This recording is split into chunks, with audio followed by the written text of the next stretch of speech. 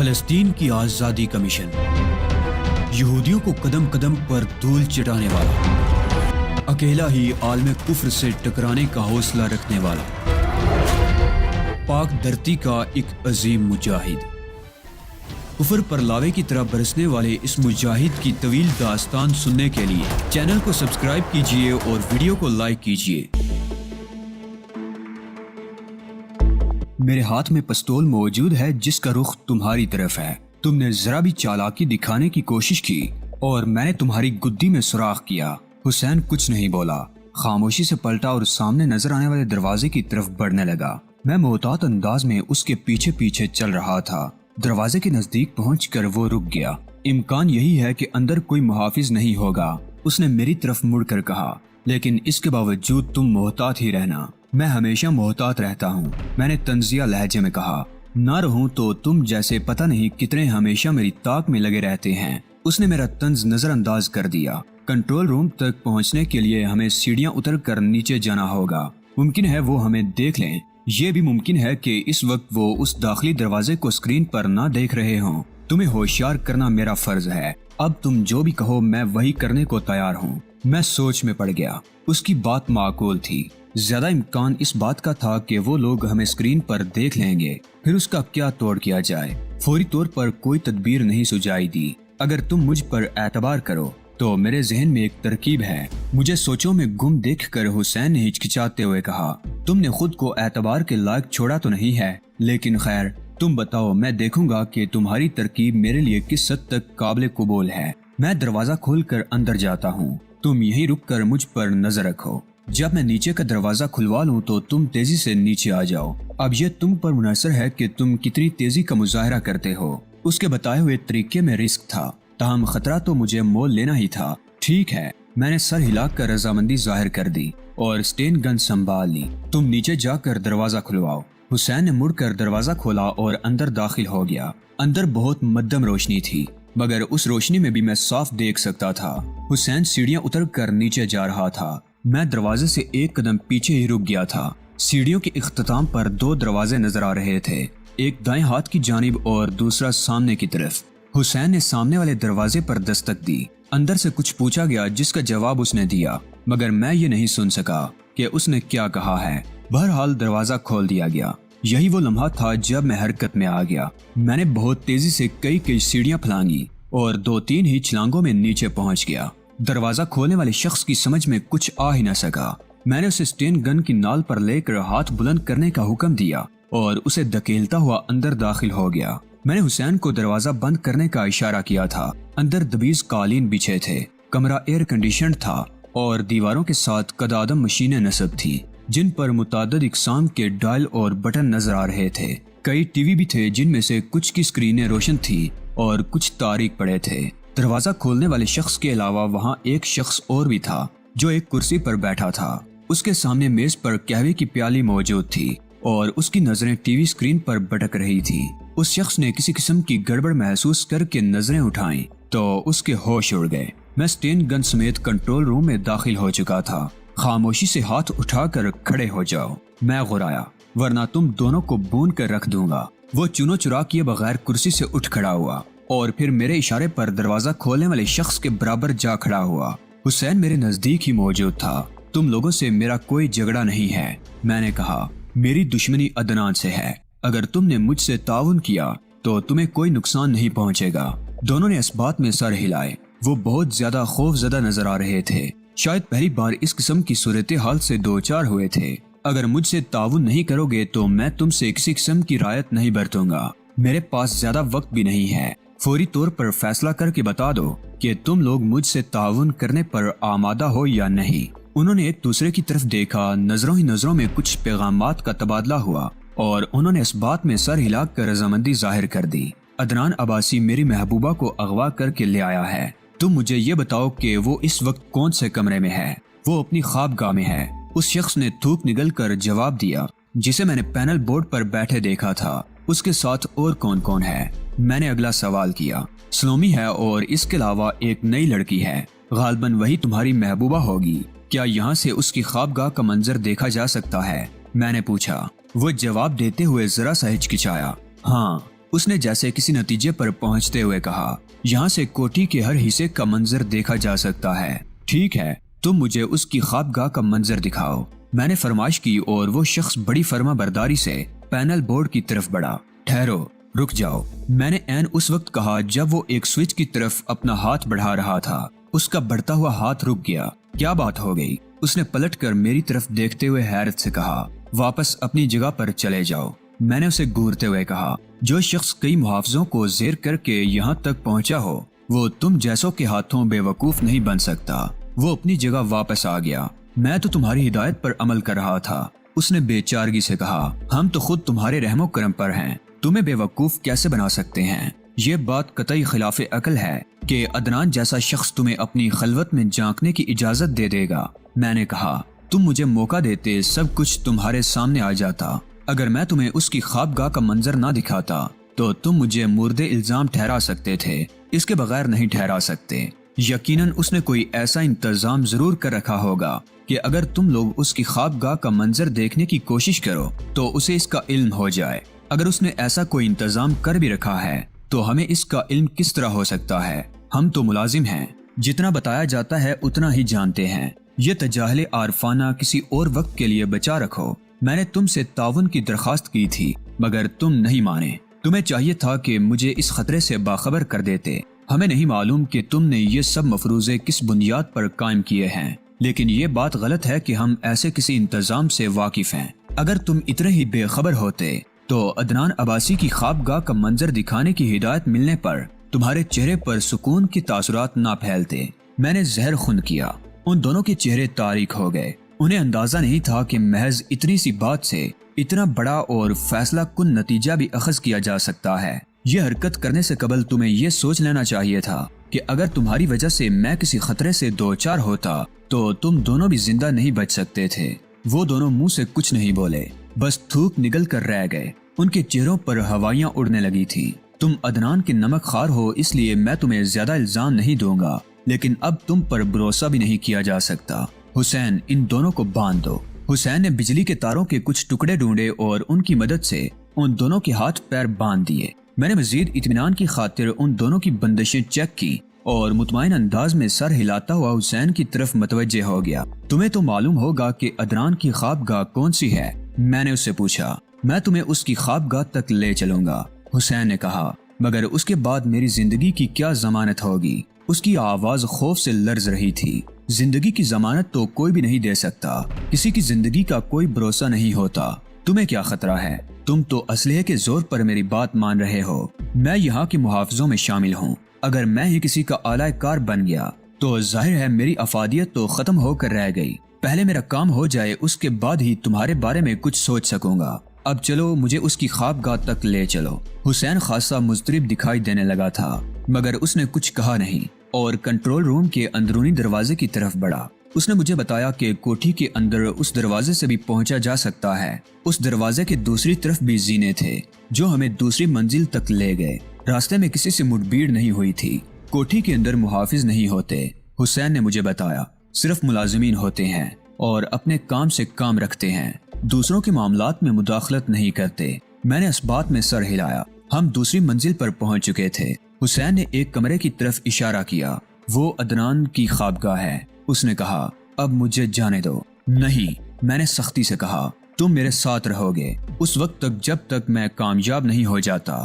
حسین کے چہرے پر مایوسی بکھر گئی۔ میرے پاس یہ غور کرنے کے لیے فرصت نہیں تھی کہ اس کی مایوسی کی وجہ کیا ہے۔ میری نظریں تو اس ملازم پر جمی ہوئی تھی جو ایک ٹرالی دھکیلتا ہوا عدنان کے کمرے کی طرف جا رہا تھا۔ ٹرالی میں پینے پلانے کا سامان سجا ہوا تھا۔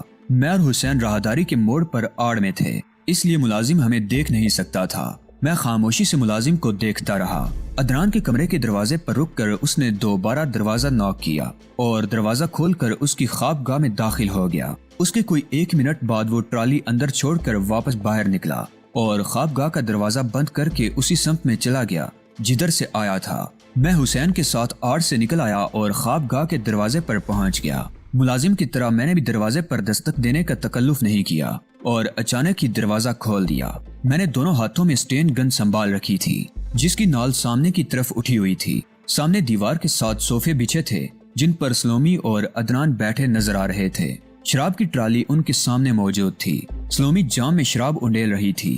دروازہ یوں کھلتے دیکھ کر ان دونوں نے بیک وقت نظریں اٹھائیں اور ایک سٹین گن بردار کو اپنے سامنے دیکھ کر ان دونوں کے منہ حیرت سے کھل گئے۔ سلومی جس پوزیشن میں تھی اسی میں رہ گئی۔ یوں معلوم ہو رہا تھا جیسے کسی جادوگر نے جادو کے زور سے اسے پتھر کے مجسمے میں تبدیل کر دیا ہو۔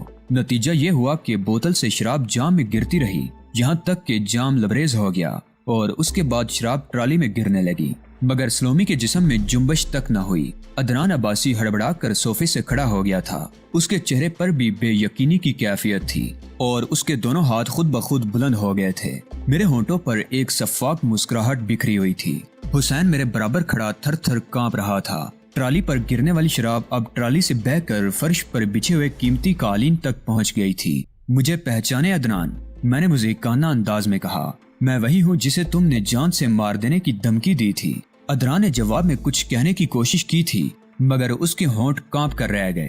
اس کی یہ حالت دیکھ کر میں نے ایک زوردار کہکہا لگایا اور کمرے میں داخل ہونے کے لیے قدم اٹھایا، لیکن کمرے میں پوری طرح داخل ہونے سے قبل ہی مجھے یوں محسوس ہوا جیسے میرے ہاتھوں پر قیامت ٹوٹ پڑی ہو۔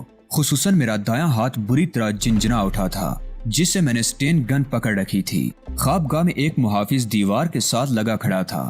جیسے ہی سٹین گن کی نال کمرے کے اندر داخل ہوئی اس نے اپنے ہاتھ میں پکڑی ہوئی گن لٹ کی طرح گھما کر پوری قوت سے میری سٹین گن پر رسید کر دی تھی۔ میرے ہاتھ سے نہ صرف سٹین گن نکل گئی تھی بلکہ میں اپنے ہاتھ کو بری طرح جھٹکنے پر بھی مجبور ہو گیا تھا۔ کمرے میں عدنان عباسی کا کہکہا گونج رہا تھا۔ دروازے کے کھلے ہوئے پٹ کے عقب سے ایک اور محافظ برآمد ہوا تھا اور اب میں 2 سٹین گنوں کی زد میں تھا۔ میں نے تمہیں متنبع کیا تھا مگر تم نہیں مانے، عدنان نے اپنے ہاتھ گراتے ہوئے کہا۔ اب تم میرے چنگل میں ہو، بتاؤ میں تمہارے ساتھ کیا سلوک کروں؟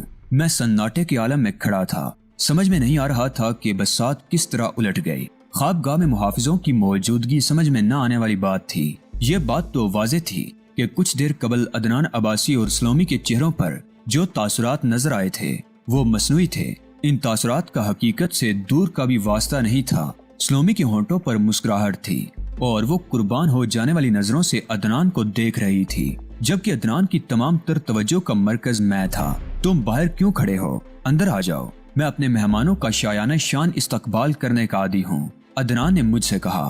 پھر اس نے حسین کی طرف دیکھا اور خونخوار لہجے میں بولا، دفع ہو جاؤ۔